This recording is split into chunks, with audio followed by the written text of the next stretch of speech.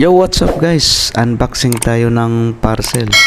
So ganito, titingnan natin sa loob kung anong itsura ng parcel natin. So, yan, no? Medyo malaki siya.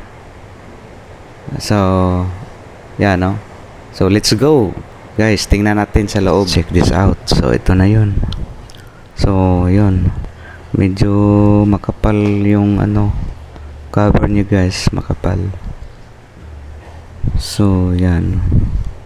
May level siya, oh. May may barcode, kompleto yan. So, yan guys. Medyo nahirapan ako yan pag cutting ng balot kasi medyo makapal eh. Dalawang balot siya. Panigurado kasi medyo may kamahalan yung parcel natin. Kaya medyo dalawa yata yung balot niya. So, yung style ko sa paggupit ay ganito. Ginamitan ko na siya ng scissor, gunting, at para magamit pa yung balot niya, hindi ko muna sinira. Kasi malay mo kung pwede pa siya ibalik. May label siya guys. So yun. Nahirapan ako dyan paghatak kasi medyo masikip. Balot na balot. Balot na balot yung parcel sa loob. Ayan dalawang balot nga. Yan, so itutupin natin yan para magamit pa natin. Kung sakasakali transfer tayo, pwede pa nating mabalot to para hindi siya masisira. So yan, yung pangalawang balot guys. So gupitin na naman ulit natin. Yan, ganyan yung paggupit ko. Pero pwede namang sirain lahat. Pero sa akin maingat ako sa para pwede pa siyang mapakinabangan. Kasi malay mo kasi tag-ulan, kailangan siyang balot na balot. Okay lang kung 100 lang price ng parcel natin, mahigit 1,000. Ano yata to almost 1,700, 1,600 parang ganun. So yan, ginugupit ko na guys yung pangalawang balot ng parcel. At itong parcel ay hanggang ngayon hindi ko pa masyadong nagagamit kasi may dalawang option. Hindi function yung auxiliary niya sa live 1. Yung naka-live na cellphone, hindi siya na-function. So, gawin ko yung pangalawang option. So, yun na nga. Tanggalin na yung pangalawang balot guys. So, nahirapan sa kalisod si host. hirap pa lang mag-iingat ng tanggal ng balot kasi hindi lang pala hindi lang dalawang balot, tatlo pala balot na balot talaga tatlong balot. Sana all. Galing ng yung mayari ng parcel. Balot na balot. So, ito na guys. Nakikita na natin yung laman ng parcel. So, yun ang panghuling pangtanggal. Ayan, ganun si host mag-ayos ng balot ng parcel. Tinatanggal ng maayos. Yun. So, ito naman itutupin natin saka itatabi. So, maya na nating yan, asikasin. Ito muna. Ayun. So, ito na yun guys. May karton siya at yun, may mga description yun.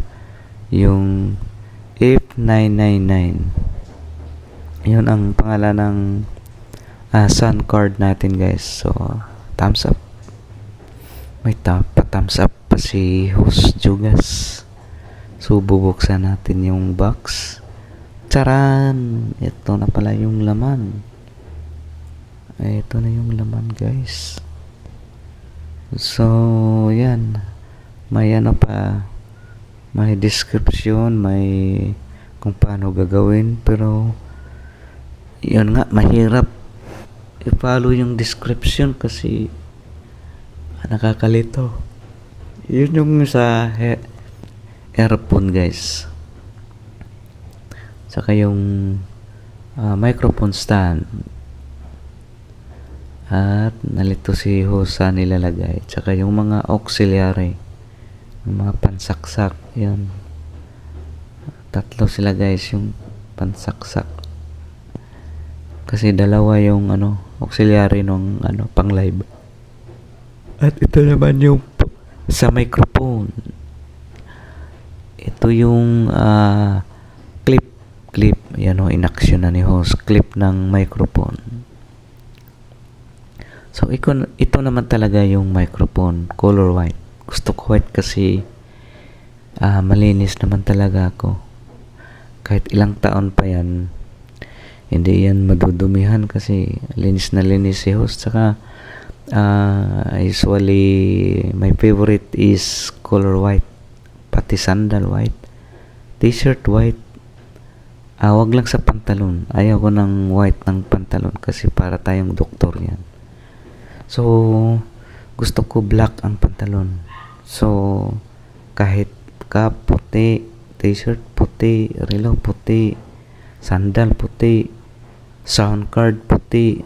Yan ang favorite color ko. So, ito na yan, guys. Yung F999 BenQ sound card. Here we go. On natin yung V8. So, yan na yung mag-function na siya, guys. So, kumbaga kung magsasalita ka yan, gagalaw yan. Yan pinipindot ko yung mga sound effects. May patawa dyan, may pa-kiss, may pa-clap. Marami, guys.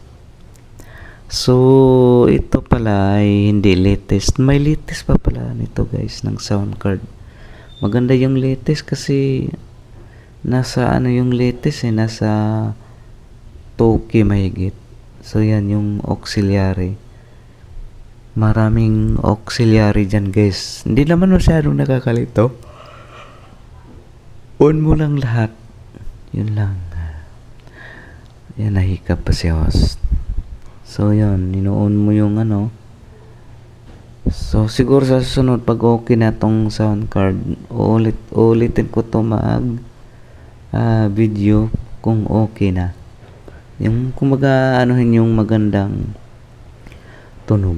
So, yung volume, yan, yung dalawang malaking bilog, yun ang volume. Saka yung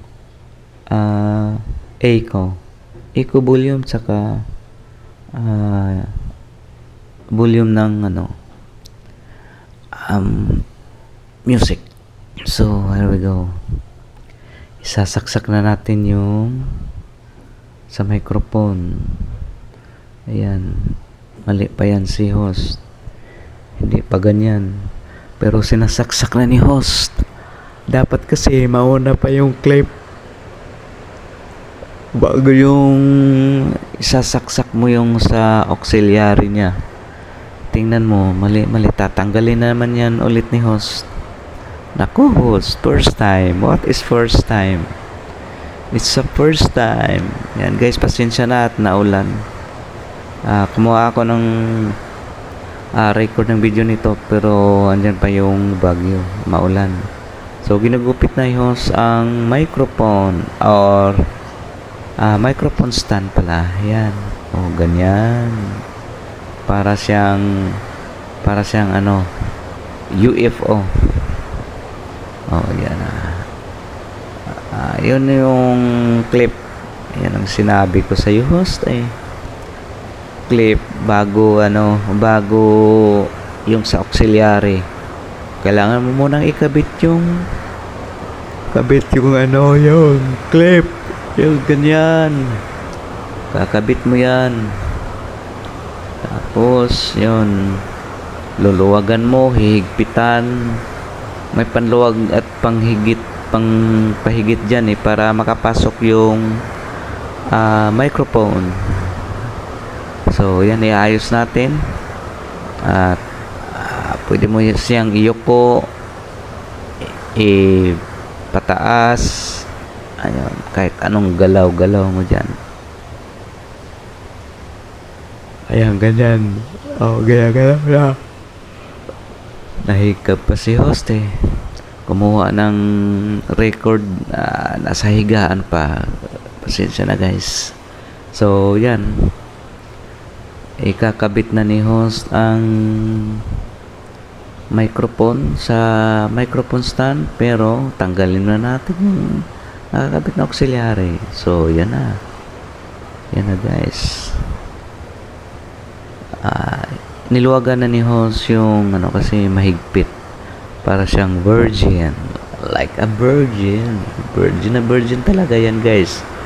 Kasi it's my first time na nag-unboxing ng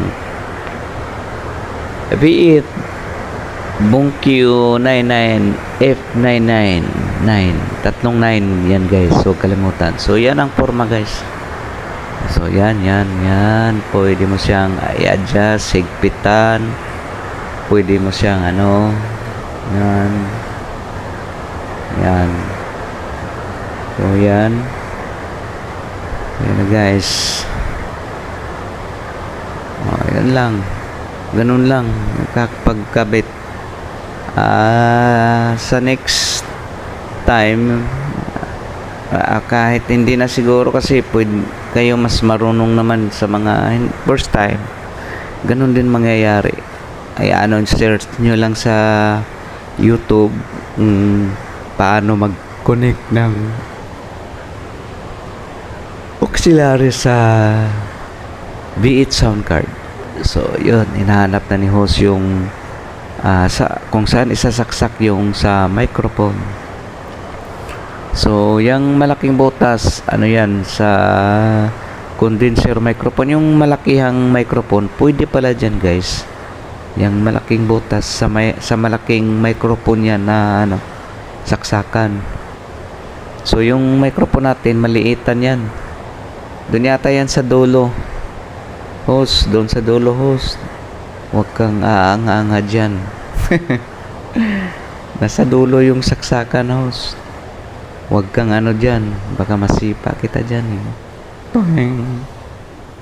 So yun, kunwari inayos-ayos pa ni host, pero sa totoo lang hindi pa alam kung saan niya isasaksak yung yung sa microphone.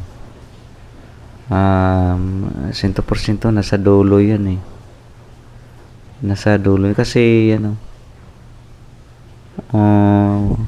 may condenser yung nasa dulo. Yun, nalilito na si host ayun, doon na sinasaksak na sa dulo.